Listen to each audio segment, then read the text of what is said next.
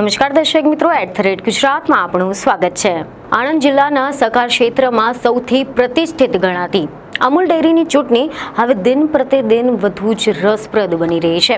અમૂલ ડેરીની નિયામક મંડળની ચૂંટણી એ આણંદના સહકારી ક્ષેત્રમાં રાજકીય દ્રષ્ટિએ અત્યંત મહત્વની માનવામાં આવે છે। આ ચૂંટણીમાં ભાજપ અને કોંગ્રેસની વચ્ચે ઉગ્ર સ્પર્ધા જોવા મળતી હોય છે। બંને પક્ષો ડેરીની સત્તા પર કબજો મેળવવા માટે પોતપોતાની રણનીતિ ઘડી રહ્યા છે, પરંતુ આણંદ અમૂલની ચૂંટણી ધીમે ધીમે રાજકીય રંગ પકડી રહી છે, કારણ કે શિસ્તતા માટે જાણીતી ભાજપમાં આંતરિક અસંતોષ અને ગૂંચવણ ઊભી થઈ ગઈ હતી। પરંતુ આખરે ભાજપે ફરી એકવાર એ સાબિત કરી નાખ્યું છે કે તેમના મહારથીઓ ભલભલી ગૂંચવણની જે ગાંઠો છે તેને ઉકેલવામાં માહેર છે। જી હા, આવું અમે હાલ એટલા માટે કહી રહ્યા છે કારણ કે આણંદની અમૂલ ડેરીની નિયામક મંડળની ચૂંટણીમાં ભાજપે રાજકીય ચાણક્ય નીતિનું ઉદાહરણ ફરી એકવાર પૂરું પાડ્યું છે, કારણ કે તેમના જ પક્ષના ઉમરેઠના ભાજપના ધારાસભ્ય ગોવિંદ પરમારે પક્ષના મેન્ડેટને વિરુદ્ધ જઈને આણંદ બેઠક પરથી અપક્ષ ઉમેદવારી કરવાની જાહેરાત કરી નાખી હતી, અને આના કારણે રાજકીય વર્તુળોમાં પણ જોરદાર ચર્ચાઓ શરૂ થઈ ગઈ હતી। પરંતુ આખરે CR પાટીલે આખી જ બાજીને પલટી નાખી હતી, અને અંતે ગોવિંદ પરમારે એન ટાઈમ પર યુટર્ન મારી લીધો। જી હા, અહેવાલ એવા મળી રહ્યા છે કે અમૂલ ડેરીની ચૂંટણીમાં પક્ષ મેન્ડેટ નહીં આપે તો પણ અપક્ષ ઉમેદવારી કરવાની જાહેરાત કરનાર ઉમરેઠના ભાજપના ધારાસભ્ય ગોવિંદ પરમારે 24 જ કલાકમાં નહીં થયા હોય અને ભાજપના ઉમેદવારોને જીતાડવા માટેની કામગીરી કરવાનો નિર્ણય જાહેર કરી દીધો હતો। પ્રદેશ ભાજપ પ્રમુખ CR પાટીલના ફોન બાદ ગોવિંદ પરમારે તેમના આદેશનું પાલન કરીને ઉમેદવારી નહીં કરવાનો નિર્ણય જાહેર કર્યો હતો। એટલે કે આમ જોવા જઈએ તો ભાજપના ધારાસભ્ય ગોવિંદ પરમારે પક્ષના પ્રદેશ પ્રમુખ CR પાટીલના આદેશનું પાલન કરીને પોતાની જ ઉમેદવારી પાછી ખેંચી લીધી હતી, અને આની સાથે જ આણંદ બેઠક પર કાંતિ સોઢા પરમારને ઉમેદવાર તરીકે જાહેર કરવામાં આવ્યા છે, તેમને સમર્થન જાહેર કર્યું છે। આ નિર્ણય ભાજપના અમૂલ ડેરી ચૂંટણીના ઇન્ચાર્જ અજય બ્રહ્મભટ્ટ અને ધારાસભ્ય યોગેશ પટેલની ગોવિંદ પરમાર સાથેની બેઠકના બાદ લેવામાં આવ્યો હતો। ભાજપે આ ચૂંટણીમાં 12 બેઠકો જીતવાનો લક્ષ્યાંક રાખ્યો છે, અને ગોવિંદ પરમાર આના માટે સંપૂર્ણ મહેનત કરશે એમ પણ અજય બ્રહ્મભટ્ટે મીડિયાની સમક્ષ જાણકારી આપી હતી। મહત્વનું છે કે અમૂલ ડેરીના નિયામક મંડળની ચૂંટણીમાં ભાજપના ઉમેદવાર તરીકે પોતાની પસંદગી ન કરે તો પણ 28મી ઓગસ્ટના રોજ એટલે કે આજે અપક્ષ ઉમેદવારી કરવાની જાહેરાત કરનાર ઉમરેઠના ભાજપના ધારાસભ્ય ગોવિંદ પરમારે ગણતરીના કલાકોમાં જ પોતાના નિર્ણયને ફેરવી તોડ્યો હતો। સમાચાર એવા સામે આવ્યા કે બુધવારે અમૂલ ડેરીની જે ચૂંટણી નહીં લડવાની જાહેરાત કરતા ગોવિંદ પરમારે 12 બેઠકો પર ભાજપના ઉમેદવારોને જીતાડવાની વાત કરી હતી।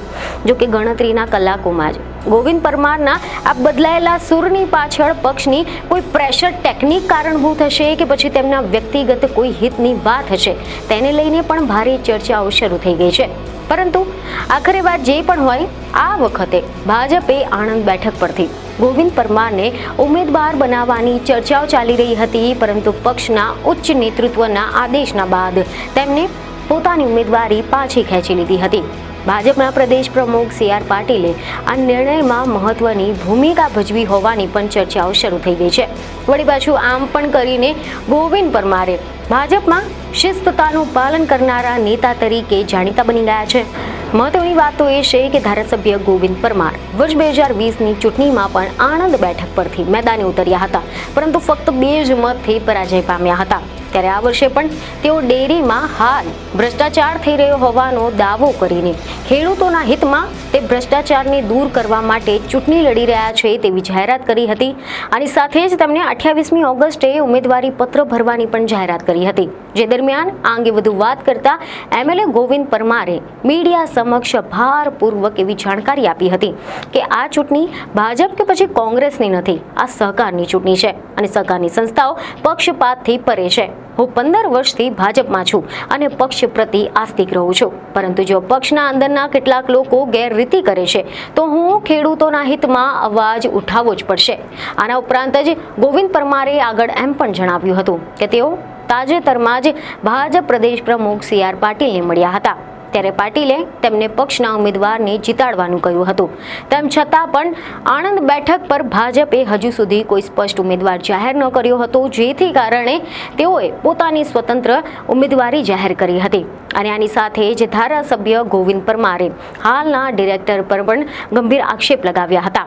તેમણે મીડિયા સમક્ષ એવો દાવો કર્યો હતો કે હાલના ડિરેક્ટર એ 2.5 વર્ષ પહેલા કોંગ્રેસમાંથી આવ્યા છે અને તેઓએ નોકરી આપવાની આડમાં તેમજ કોન્ટ્રાક્ટરો સાથેની જે ગઠજોડ છે તેનાથી કૌભાંડ કર્યું છે. ખેડૂતો અને પશુપાલકોની સાથે ચર્ચા કર્યા બાદ તેમણે નક્કી કર્યું છે કે આણંદ બેઠક પરથી તેઓ અપક્ષ ઉમેદવાર તરીકે ચૂંટણી લડશે અને પોતાની જીત અંગે વિશ્વાસ ધરાવે છે. પરંતુ હું ભાજપમાં જ છું અને ભાજપમાં જ રહીશ, પરંતુ ડેરીના ભ્રષ્ટાચારની વિરુદ્ધ લડત માટે ચૂંટણી લડી રહ્યો છું.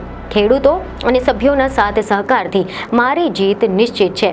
જોકે આ જાહેરાત બાદ અમૂલ ડેરીની ચૂંટણીમાં રાજકીય પાસા ફરી વળ્યા હતા, કારણ કે ભાજપ માટે આ પરિસ્થિતિ એક મોટો પડકાર બની ગઈ હતી.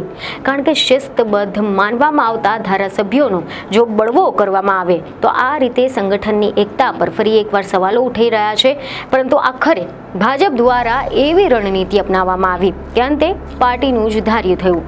સમાચાર એવા સામે આવ્યા કે આણંદની અમૂલ ડેરી નિયામક મંડળની 13 બેઠકોની ચૂંટણીમાં 28 ઓગસ્ટે ઉમેદવારી પત્ર ભરવાનો જે છેલ્લો દિવસ છે, તેમાં 20મી ઓગસ્ટથી ઉમેદવારી પત્રો ભરવાની પ્રક્રિયા શરૂ થઈ ગઈ હતી, જેમાં મંગળવાર સુધીમાં 24 ઉમેદવારોએ ઉમેદવારી નોંધાવી હતી.